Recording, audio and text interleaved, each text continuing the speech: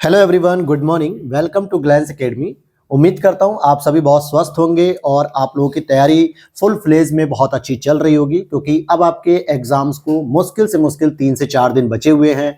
Already आप लोग अपने एग्जामिनेशन सेंटर के लिए भी जब निकलेंगे अपने डिस्ट्रिक्ट में, तो बचे हुए केवल 2 दिन हैं, यानी आज 18 और 19। मैक्सिमम स्टूडेंट 20 तारीख को तो जरूर निकलेंगे, क्योंकि एग्जाम से एक दिन पहले पहुंचना भी जरूरी होता है, क्योंकि सुबह सुबह हम एग्जाम पे लेट नहीं हो सकते हैं। ओके। और इसी बीच जो है कि पिछले एक हफ्ते से कोई क्लासेस में नहीं ला रहा था, क्योंकि मैं नहीं चाहता था कि एग्जाम के टाइम पे कोई भी आपका डिस्ट्रैक्शन हो या कोई भी डिस्टरबेंस हो। मतलब इस तरीके की चीजों को पेश करना कोई अच्छी बात नहीं थी। इसीलिए आज जो है कि जैसे ही मेरे पास पीडीएफ आई ध्येय आईएएस की, जिसमें 80 इंपॉर्टेंट करंट अफेयर्स के क्वेश्चन है। हालांकि मैंने 1000 करंट अफेयर्स के क्वेश्चन की सीरीज भी कंप्लीट कराई, आई दृष्टि भी कंप्लीट पढ़ाया, घटनासार भी कंप्लीट पढ़ा दिया जनवरी से नवंबर तक। मैं मानता हूं कि आप लोगों की करंट अफेयर्स बहुत अच्छी तैयार हो गई होगी, नो डाउट। अगर आपने मेरे साथ लगातार क्लास की होगी पीडीएफ के साथ, नोट्स के साथ, तो बहुत अच्छी तैयारी हुई होगी, क्योंकि सारे टॉपिक लगभग कवर किए गए हैं। चाहे वो बिहार पीसीएस हो, आपने देखा वहां पे भी 17-18 प्रश्न डायरेक्ट आ गए थे हमारे नोट से ही, अगर बिहार स्पेशल करंट अफेयर्स को छोड़ दिया जाए तो। ओके।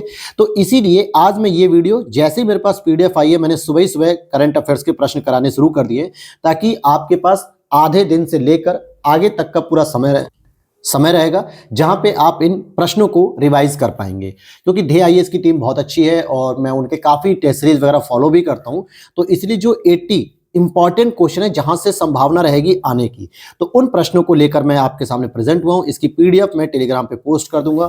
ध्यान देना, ये पीडीएफ बाइलिंगुअल रहेगी, लेकिन हम लोग क्लास करेंगे हिंदी मीडियम से।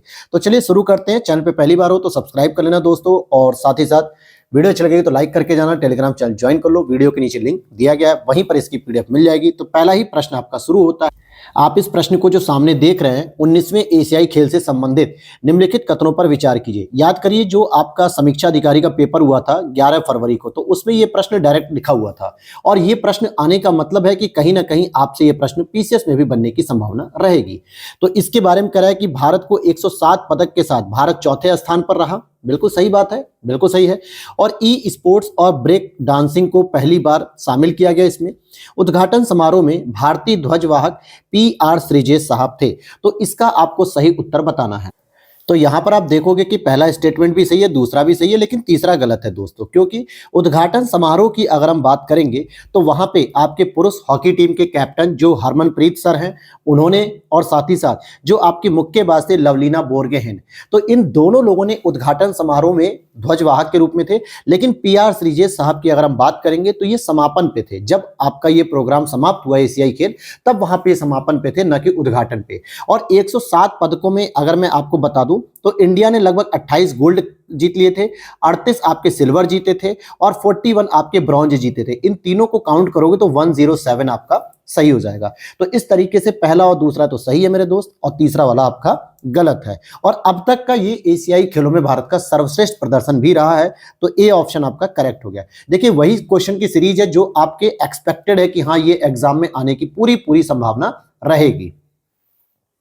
आगे प्रश्न की ओर देखते हैं। नेक्स्ट क्वेश्चन आपका रहेगा, भारत में पहली बार किस सर्जिकल रोबोट ने टेली सर्जरी की गई है? मतलब कि कौन सा ऐसा रोबोट है जिसके माध्यम से टेली सर्जरी एक की गई है? तो इसका ऑप्शन हो जाएगा SSI मंत्रा। अब यहां पे देखो, डिटेल बहुत व्याख्या नहीं करूंगा मैं, बस आपको पढ़ते जाना है, फैक्ट को रट लेना है। आगे बात करेंगे, हाल ही में चर्चा में रहा बिनसर वन्यजीव अभ्यारण्य, निम्नलिखित में से कौन सा कथन असत्य है? इसके बारे में बिनसर वन्यजीव अभ्यारण्य की बात कर रहा है, तो यह अभ्यारण्य उत्तराखंड राज्य में स्थित है। बिल्कुल सही है। वर्ष 1990 में इस अभ्यारण्य की स्थापना हुई थी, तो यह स्टेटमेंट गलत हो जाएगा। और बिनसर का नाम बिनेश्वर महादेव मंदिर के नाम पर पड़ा था, और यहाँ 200 से अधिक पक्षियों की प्रजातियां भी पाई जाती हैं। तो बिनसर वन्यजीव अभ्यारण्य कहां पे है? उत्तराखंड में स्थित है। ठीक है, तो दूसरा वाला इसका स्टेटमेंट गलत है। आगे बात करेंगे क्वेश्चन नंबर 4 की। 6 मतलब छठे राज्य खाद्य सुरक्षा सूचकांक 2023-24 में शीर्ष 4 राज्य जो स्थान प्राप्त करते हैं, उनकी बात करें। और ध्यान देना कि ये फूड सिक्योरिटी से संबंधित है, जो स्टेट की इंडेक्स जारी की जाती है। तो ये 23-24 का जो लेटेस्ट आया है ना, उसका सही उत्तर हो जाएगा केरल, तमिलनाडु, जम्मू कश्मीर, गुजरात। ये टॉप मोस्ट 4 स्टेट ऐसे हैं जिन्होंने बहुत अच्छा प्रदर्शन किया है। कमेंट सेक्शन में आप लोग बताना कि यूपी किस स्थान पे आता है। यहाँ पे यूपी का आपको बताना है। क्वेश्चन नंबर 5 की बात करेंगे यहाँ पे, तो उत्तर प्रदेश में पर्यावरण सुरक्षा के मद्देनजर ध्यान रखते हुए बायोप्लास्टिक पार्क कहाँ पे स्थापित किया जा रहा है? तो लखीमपुर खीरी मैंने बताया था, जिसमें गोला गोकर्णनाथ जो तहसील है वहां पर स्थापित किया जा रहा है। तो ये चीजें भी पड़ी हुई हैं। भारत किस देश के सहयोग से अपना पहला राष्ट्रीय सुरक्षा सेमीकंडक्टर फैब्रिकेशन प्लांट स्थापित करेगा? तो ये आपका हो जाएगा दोस्तों यूएसए। जब मैंने आपको सेमीकंडक्टर वाला चैप्टर पढ़ाया था तो वहां मैंने ये भी बताया था कि यूएसए दुनिया का पहला देश है जिसने भारत के साथ सेमीकंडक्टर पे संधि की है, तो यूएसए हो जाएगा। देश के पहले कौशल भारत केंद्र का उद्घाटन कहाँ किया गया है? ये आपके उत्तर प्रदेश में किया गया है। कौशल भारत केंद्र मैंने पढ़ाया है आपको। देखो जो चीजें मैंने आपको पढ़ा रखी हैं इसको थोड़ा सा करेक्ट कर लेना दोस्तों। ये इसका आंसर हो जाएगा आपका ओडिशा, संबलपुर ओडिशा में। कहां पे होगा दोस्तों? संबलपुर, जिसे हम लोग कह सकते हैं ओडिशा के अंतर्गत आता है। यहां पे कौशल भारत केंद्र का उद्घाटन किया गया जो कि भारत का पहला होगा। आगे बात करेंगे, हाल ही में चर्चा में रही गेवरा ओपन कास्ट खदान, मैंने आपको पढ़ाया था, याद होगा, जब विश्व के स्तर पे मैंने 5 टॉप मोस्ट जो है कि कोयले खदान को बताया था कि किसने उत्पादन सबसे अधिक किया है। तो गेवरा ओपन कास्ट भी बताया, जिसमें अमेरिका की टॉप मोस्ट थी, गेवरा थी। ठीक है, तो ये आपके ओडिशा के अंतर्गत जो कोरबा क्षेत्र है वहां पे आता है। मतलब कोरबा तो दोस्तों छत्तीसगढ़ में आता है ना, मैं बता भी रहा हूं तो ओडिशा बता रहा था, कोरबा में आता है। ठीक है, ये मैंने बताया था, आपको याद होना चाहिए, नेशनल करंट अफेयर्स में मैंने पढ़ा भी रखा है। नेक्स्ट है विश्व प्रतिभा रैंकिंग, वर्ल्ड टैलेंट रैंकिंग के बारे में बात हो रही है। विश्व प्रतिभा रैंकिंग वर्ल्ड इकोनॉमिक फोरम यानी विश्व आर्थिक मंच के द्वारा जारी की जाती है और इस सूची में भारत ने 58वां स्थान प्राप्त किया था। सिंगापुर को इस रैंकिंग में प्रथम स्थान प्राप्त हुआ है। तो यहां पर आप देखोगे कि केवल और केवल दूसरा वाला स्टेटमेंट सही है, जबकि प्रतिभा की अगर हम बात करेंगे तो यहाँ पे सिंगापुर नहीं है दोस्तों, स्विट्जरलैंड होना चाहिए। और ये वर्ल्ड इकोनॉमिक फोरम जारी नहीं करता बल्कि आईएमडी जारी करता है।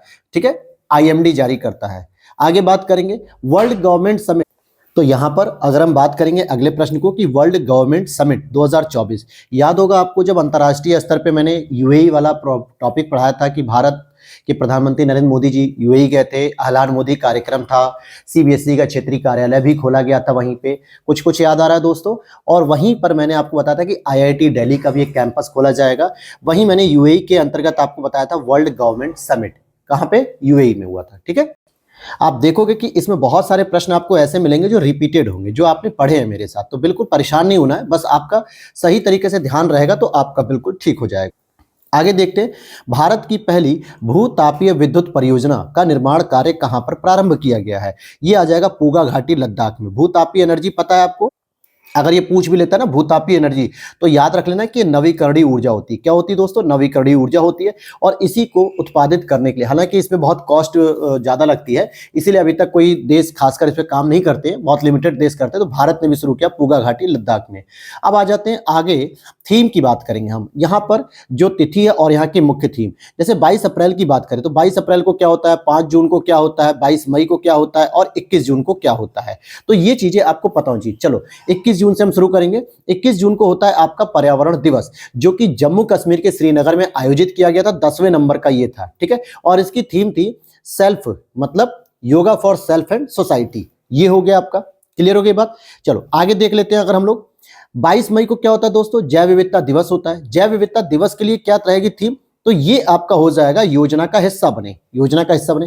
5 जून को होता है पर्यावरण दिवस, जिसमें आपको क्या बताना है, 5 जून को जो पर्यावरण दिवस होता है वो होता है प्लेनेट बनाम प्लास्टिक। क्या हो जाएगा? वो हो जाएगा आपका आवर लैंड आवर फ्यूचर, यानी हमारी धरती हमारा भविष्य। ये आपका पर्यावरण दिवस जो 5 जून को हुआ था उसकी थी। और 22 अप्रैल को जो कि पृथ्वी दिवस होता है, इसकी आपकी थीम रहेगी प्लेनेट बनाम प्लास्टिक, अर्थात प्लेनेट बनाम प्लास्टिक होगी। तो एक बार दोबारा रिवाइज कराता हूं। तो 22 अप्रैल 2024 पृथ्वी दिवस के दिन प्लेनेट बनाम प्लास्टिक हो गया। 5 जून पर्यावरण दिवस, अर्थ मतलब आवर लैंड आवर फ्यूचर हो गया। 22 मई जैव विविधता दिवस, योजना का हिस्सा बने। और 21 जून 2024 ये आपका जो योग दिवस है, yoga for self and society, स्वयं और समाज के लिए योगा। तो ये हो जाएगा 12 का बी।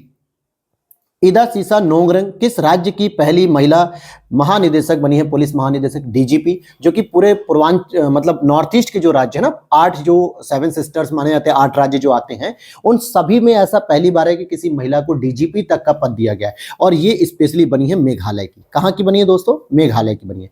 बन्नेरघट्टा जैविक उद्यान में देश की सबसे बड़ी तेंदुआ सफारी का उद्घाटन किया गया। यह किस राज्य में स्थित है? कर्नाटक में स्थित है। और कर्नाटक में भी कहाँ पे? बंगलुरु में स्थित है। मैंने पढ़ाया है आपको, जो चर्चित स्थल आपने पढ़ा होगा संक्षिप्तियों में, तो बंगलुरु में ही मैंने बताया था आपको कि 2023 का दिव्य कला मेला आयोजित हुआ था, दिव्य कला मेला, ठीक है। वहीं बंगलुरु में मैंने आपको बताया था बन्नेरघट्टा जैविक उद्यान बताया था। याद आ रहा है कुछ कुछ चीजें? तो ये सभी चीजें मैंने आपको पढ़ा रखी हैं। आगे बात करेंगे, हाल ही में प्रधानमंत्री नरेंद्र मोदी जी के द्वारा किस शहर में दिव्यांग जनों के लिए देश के पहले हाईटेक खेल प्रशिक्षण केंद्र का उद्घाटन किया गया है? एमपी के ग्वालियर में। फिर से याद करो, ग्वालियर में ही मैंने बताया था कि 1500 से अधिक लोगों ने एक साथ तबला वादन करके गिनीज वर्ल्ड रिकॉर्ड बनाया, और इसी ग्वालियर में जो है कि आपका खेल प्रशिक्षण केंद्र भी स्थापित किया गया है। निम्नलिखित युग्मों में से कौन सा एक सही सुमेलित है?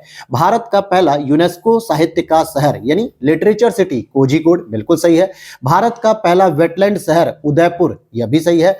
देश का पहला कार्टोग्राफी मानचित्रण संग्रहालय मसूरी, यह भी सही है। तो सभी सही है मेरे भाई, और ये सब मैंने पढ़ा रखा है आपको। नेक्स्ट है, पुस्तक की बात करेंगे, द विनर्स माइंडसेट। ये जो विनर्स माइंडसेट वाली पुस्तक है, मुझे बहुत अच्छे से याद है कि मैंने पढ़ाया है इसको आपको, और ये सेन वॉटसन की है, जो आपके स्पिनर हैं, ऑस्ट्रेलिया के, रिटायर्ड हो चुके हैं, उनकी है। ब्रेकिंग द मोल्ड, ये आपके आरबीआई के पूर्व गवर्नर रघुराम राजन जी की पुस्तक है। प्रॉफिट सॉन्ग, याद करो, बुकर पुरस्कार किसको मिला था? प्रॉफिट सॉन्ग के लिए मिला था पॉल लिंच, जो कि एक आयरिश लेखक हैं, उनको बुकर पुरस्कार मिला। Lions that drank the moonlight, S Somnath. देखिए, ये एस सोमनाथ आपके इसरो के अध्यक्ष है, और इनकी पुस्तक मैंने नहीं पढ़ाई थी, नो डाउट, ये पुस्तक मैंने इग्नोर कर दी थी, लेकिन फिर भी आपको 3 पुस्तकें तो पढ़ाई थी, वहां से भी आप एलिमिनेट करके निकाल सकते हो आंसर। तो ये हो जाएगा 1 2 3 4। क्वेश्चन नंबर 18 पे चल रहे हैं। देखिए, हाल ही में संविद गुरुकुलम बालिका सैनिक स्कूल का उद्घाटन कहां पे किया गया मेरे भाई? तो ये मथुरा के पास वृंदावन में किया। और किसने किया था? रक्षा मंत्री ने किया था। ये वही सारे प्रश्न जो आपने मेरे साथ पढ़ा हुआ है। अच्छा, एक चीज और याद रखना कि गोरखपुर में पहला पूर्वांचल का सैनिक स्कूल खोला गया है, गोरखपुर में, ठीक है। आगे बात करेंगे, क्वेश्चन नंबर 19, वाराणसी में स्वच्छ नदियों पर स्मार्ट प्रयोगशाला का अनावरण किस देश के सहयोग से किया गया? वाराणसी में स्वच्छ नदियों पर जो स्मार्ट प्रयोगशाला खोली गई, वो डेनमार्क के सहयोग से खोली गई। भारत की पहली बैटरी ऊर्जा भंडारण गीगा फैक्ट्री कहां स्थापित की जा रही, जो बैटरी को स्टोर करेगी, एनर्जी को स्टोर करने वाली? तो जम्मू और कश्मीर में हो जाएगी। नेक्स्ट है, ई गवर्नेंस में जिला स्तरीय पहल श्रेणी में गोल्ड अवार्ड उत्तर प्रदेश की लैब मित्र परियोजना को प्रदान किया गया। यह पहल कहां पे शुरू की गई है? तो यह पहल आपकी वाराणसी में है। वाराणसी में मैंने पढ़ाया है, यूपी स्पेशल में लास्ट टॉपिक है ये, वाराणसी में जो डीएनए बैंक है, लैब मित्र है, ठीक है। मुझे खुद पता है कि मैंने कहां कहां पे चीजें पढ़ाई हैं, तो आपने तो अगर क्लास देखी होगी तो बिल्कुल पढ़ाई होगी। भारत का पहला चावल एटीएम कहां लॉन्च करने वाला राज्य कौन सा बन गया है? तो ये हो जाएगा आपका ओडिशा। याद रखिए, जहां पे बहुत ही कम समय में जो है कि आपको चावल एटीएम कार्ड के माध्यम से मिल जाएगा। ग्लोबल इलेक्ट्रिसिटी रिव्यू रिपोर्ट के अनुसार वर्ष 2023 में सौर ऊर्जा उत्पादक शीर्ष देश क्रमशः कौन से हैं? हमने बताया कि सोलर एनर्जी को प्रोड्यूस करने में भारत तीसरे नंबर पे आया, जापान को पीछे करते हुए। तो जाहिर सी बात है भैया, यहाँ पे आप देखोगे कि यूएसए, चाइना, भारत और जापान दे रहा है, या चीन, यूएसए, भारत और जापान दे रहा है। अब यहाँ पे कंफ्यूजन होगा कि सर पहले और दूसरे पे क्या है, तो ये मैं पहले ही बता दूं कि चीन सबसे ऊपर है, फिर यूएसए है, फिर भारत है, फिर चाइना है। याद रख लेना, कहीं गलत ना कर देना जल्दीबाजी में। क्वेश्चन नंबर 24 देखते हैं, अपने सभी कर्मचारियों के लिए यूपीएस को मंजूरी प्रदान करने वाला पहला राज्य कौन सा बन गया? याद करो, मैंने जब पढ़ाया था कि 25 अगस्त 2024 को महाराष्ट्र सरकार ने इसकी घोषणा कर दी थी। हालांकि अगर मैं इसकी बात करूं तो ये अगले फाइनेंशियल ईयर से शुरू होगा, 1 अप्रैल 2025 से यूपीएस की व्यवस्था केंद्रीय कर्मचारियों के लिए, लेकिन राज्य के स्तर पे उत्तर प्रदेश नहीं, महाराष्ट्र है, ठीक है। महाराष्ट्र की बात करेंगे। अगला प्रश्न है आपका, एसडीजी इंडिया इंडेक्स 2023-24 में सर्वाधिक सुधार दर्ज करने वाले राज्यों का सही क्रम क्या है? याद करो, रैंक 1 मैंने पढ़ाई थी आपको, जिसमें उत्तर प्रदेश ने लगभग 25 अंकों का सुधार किया। रैंक 2 आपको मैंने पढ़ाई थी, याद होना चाहिए, रैंक 2 मैंने आपको पढ़ाई थी जम्मू कश्मीर, जिसने लगभग 21 अंकों का सुधार किया था। तो बस अगर 2 ऑप्शन मिल गए तो आप बना लो answer, Uttar Pradesh, Jammu Kashmir, Uttarakhand, Sikkim. C option is correct हो गया। नेक्स्ट है, हाल ही में उपराष्ट्रपति जी ने कॉरपोरेट सामाजिक उत्तरदायित्व के क्षेत्र में उत्कृष्ट योगदान देने के लिए किसे सम्मानित किया है? तो डॉक्टर बीना मोदी जी को सम्मानित किया गया है। नेक्स्ट है, हाल ही में अरेंकनोलॉजिस्ट ने ग्रीन लिंक्स मकड़ी के लिए चर्चा में रहा ताल छापर वन्यजीव अभ्यारण्य, ये कहाँ पे है भैया? तो ये राजस्थान में है। हाल ही में अमल क्लूनी महिला सशक्तिकरण पुरस्कार पाने वाली आरती उत्तर प्रदेश के किस जिले से स्थित है? ये भी मैंने यूपी स्पेशल पढ़ाया था, ई रिक्शा पहल से संबंधित है, जिसको पिंक ई रिक्शा कहते हैं, और ये आपके बहराइच से संबंधित है। कहाँ से? बहराइच से। और यही प्रश्न आपका बिहार पीसीएस में भी पूछा गया है। हाल ही में आयोजित पैरालंपिक खेलों के उद्घाटन समारोह में भारतीय ध्वजवाहक कौन थे भैया? उद्घाटन समारोह की बात की जा रही है तो सुमित अंतिल और भाग्यश्री जाधव थे, याद होना चाहिए। ठीक है, आगे बात करते हैं अगर हम इसी पैरालंपिक खेल में, तो भारत की जो श्रेणी आई है वो 18वीं रैंक मिली है भारत को, जिसमें उन्होंने कितने पदक जीते हैं? 7 गोल्ड जीते थे, 9 सिल्वर जीते थे और 13 ब्रॉन्ज जीते थे। तो टोटल इतने पदक जीत लिए, यानी 29 पदक टोटल भारत ने जीते थे, और ओवरऑल रैंकिंग भारत की 18वें नंबर पे थी। क्वेश्चन नंबर 30 की बात करते हैं।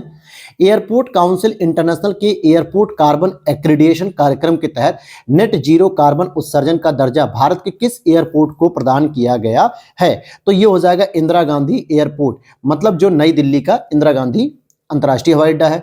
नेक्स्ट है, हाल ही में चुल्लनुआर पक्षी अभ्यारण्य को मयूर अभ्यारण्य घोषित किया गया है। दोस्तों, 2 मैंने अभ्यारण्य बताए थे, एक चुल्लनुआर था और एक और इसके साथ था, जो कि ये केरल का है। ठीक है, ये केरल का है।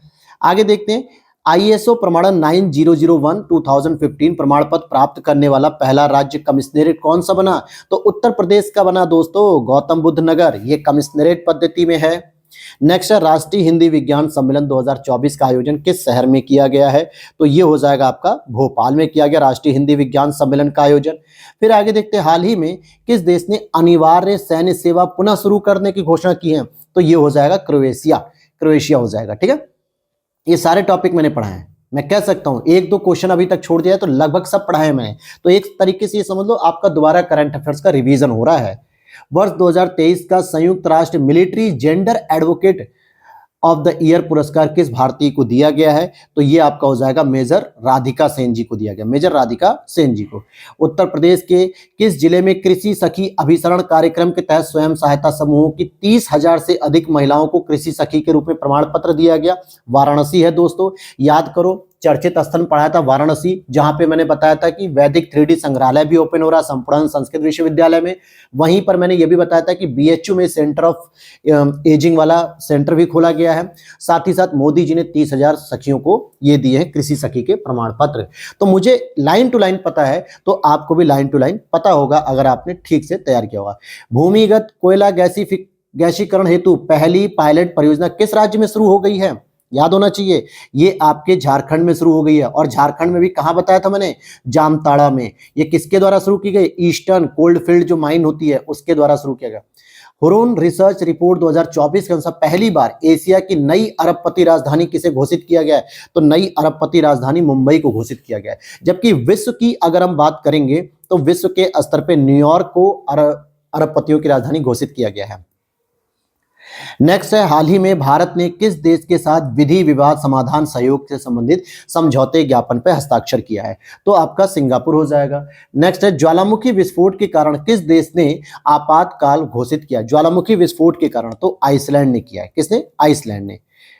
क्वेश्चन नंबर 41 चलेगा अब हमारा। हाल ही में प्रधानमंत्री लियो वराडकर ने अपने पद से इस्तीफा दे दिया। ये लियो वराडकर किस देश के प्रधानमंत्री, ये पूछा जा रहा है। तो ये आपके आयरलैंड के हो जाएंगे। देश के पहले इंडोर एथलेटिक्स और जलीय केंद्र को कहां पर स्थापित किया जा रहा है? तो ये ओडिशा में हो जाएगा। नेक्स्ट है, हाल ही में कृषि एकीकृत कमान और नियंत्रण केंद्र का उद्घाटन कहां पे किया जा रहा है? तो ये नई दिल्ली में किया जाएगा, कृषि एकीकृत कमान और नियंत्रण केंद्र। स्टेनलेस स्टील सेक्टर में भारत के पहले ग्रीन हाइड्रोजन प्लांट का उद्घाटन किस राज्य में किया गया है? तो ये हो जाएगा आपके हरियाणा में किया गया है। कहां पे? हरियाणा में, जो कि पहले ग्रीन हाइड्रोजन प्लांट का उद्घाटन कर दिया गया है। आगे बात करेंगे, हाल ही में चर्चा में रही अदिति योजना का संबंध किस क्षेत्र से है? तो भैया अदिति योजना आपके रक्षा प्रौद्योगिकी विभाग से संबंधित है, जो कि डिफेंस मिनिस्ट्री ने शुरू किया है। हाल ही में राष्ट्रीय लेखाओं के लिए आधार वर्ष की संशोधन की समीक्षा के लिए किसकी अध्यक्षता में एक समिति गठित की गई है? तो ये हो जाएगा आपका बिस्वता गोलदार, गोलदार जी को भी याद रख सकते हो ऐसे जो है कि BN गोलदार नहीं, ठीक है। तो आप ऐसे याद रख सकते हो क्योंकि जो आधार वर्ष है उसको चेंज किया जाएगा। अभी जो नेशनल इनकम के लिए जो हम लोग आधार वर्ष यूज करते हैं वो 2011-12 का चल रहा है, तो इसको चेंज करने की बात की जा रही है।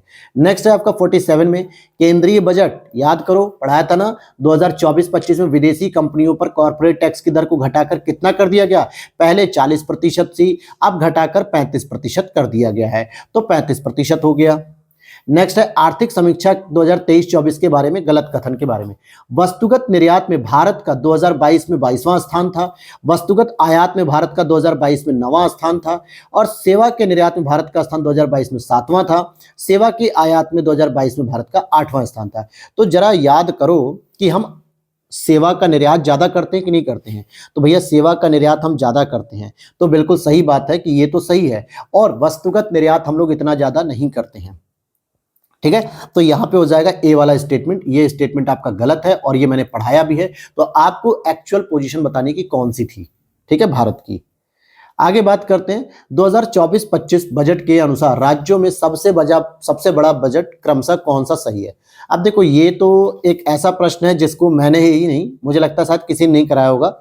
चलो देख लेते हैं, महाराष्ट्र हो गया, उत्तर प्रदेश हो गया, तमिलनाडु हो गया, गुजरात हो गया। अब ये कहने का मतलब है कि सबसे बड़ा बजट किसका किसका होता है, तो भैया महाराष्ट्र का बजट ज्यादा है, फिर उसके बाद उत्तर प्रदेश का मैंने बताया था ना 7 लाख कुछ करके था, 736 करके था, तो इस तरीके से इसको क्रम वाइज करने कह दिया है। वित्त मंत्री निर्मला सीतारमण जी ने प्रधानमंत्री मुद्रा योजना के तहत जो मुद्रा लोन की अधिकतम सीमा 10 लाख रुपए थी, इसे बढ़ा के अब कितनी कर दी है, 20 लाख रुपए कर दी है, बताया मैंने।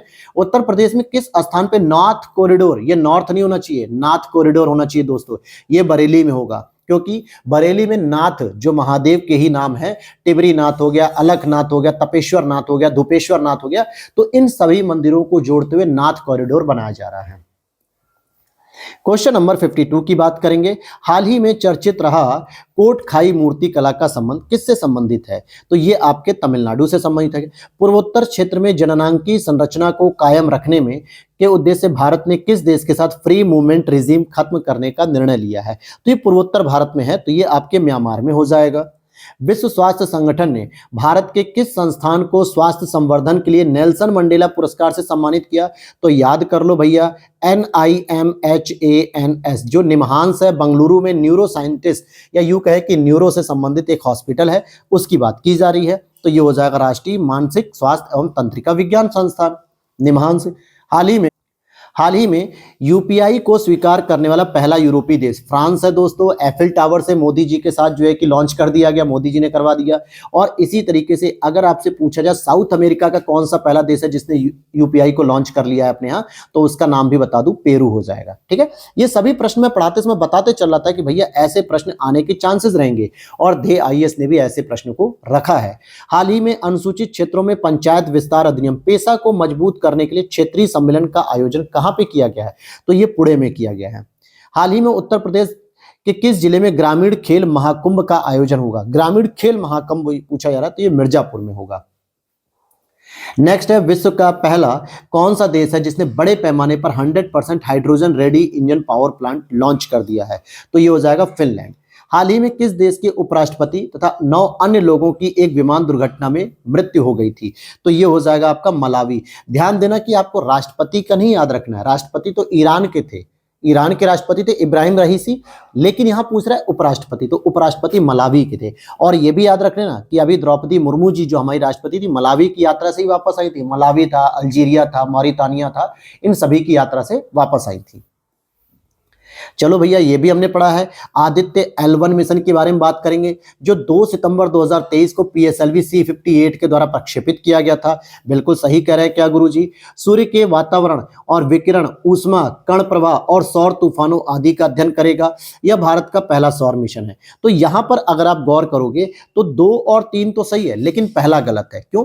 देखिए भेजा गया था PSLV C58 से नहीं, PSLV C57 से भेजा गया है। C58 से दोस्तों याद करो एक्सपो सेट हमने भेजा है, एक्सपो सेट भेजा है जो आपके एक्सरेज, ब्लैक होल, न्यूट्रॉन तारे, इनके उत्सर्जन के लिए, और ये 1 जनवरी 2024 को भेजा गया था C58, जबकि आदित्य L1 C57 से भेजा है। इसीलिए केवल 2 और 3 सही होंगे, पहला गलत हो जाएगा।